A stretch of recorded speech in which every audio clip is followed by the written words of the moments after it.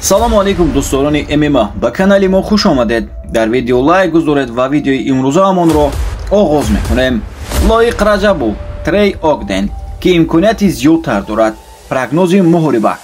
21 июл мусобиқаи UFC Vegas 94 баргузор мешавад ки дар он Лоиқ Раҷабови тоҷик бо Трей Огдени амрикоӣ вомехӯрад. муҳориба шоми 20 ва 21 июл дар амрико барпо хоҳад шуд. мусобиқа дар вазни сабук баргузор мешавад. дар ширкатҳои букмекерӣ Раҷабов фаворит аст. Лоиқ Раҷабов 33 сола қаҳрамони ҷаҳон оид ба ММА соли 2015 буд. қисми зиёди фаъолияти профессионалии худро дар PFL гузаронидааст ва дар UFC аз соли гузашта инҷониб баромад мекунад ки 2 ғалаба ва 1 мағлубият дорад. дар охирон муҳорибаи худ ки моҳи марти соли равон баргузор шуд, Лоиқ Абдулкарим Алселвадиро мағлуб карда даст боло шуд.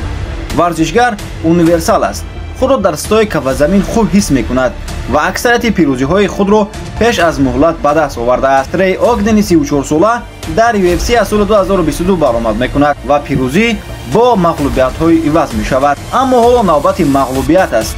ӯ дар муборизаи қаблии худ бо қарори доварон пирӯз шуд. Огден ҷанговари хуб аст. ҳеҷ гоҳ ба нокаут пирӯз нашудааст. инчунин худаш низ нокаут нашудааст. агар ғолиб бояд, онро одатан самбишин мекунад. бояд гуфт ки имконияти пирӯз шудани Огден танҳо дар стойка мебошад. Лоиқ бисёр хуб меҷангад ва худро низ хуб ҳимоя мекунад.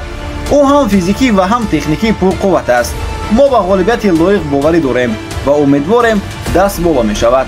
чун ҳар вақта прямои эфирро метавонед аз телеграм канали мо тамошо кунед ва силкаашро дар комментария мегузорем ва бо шумо дар ҳамин ҷо хайр хуш мекунем. то видеои навбатӣ хайр азизон.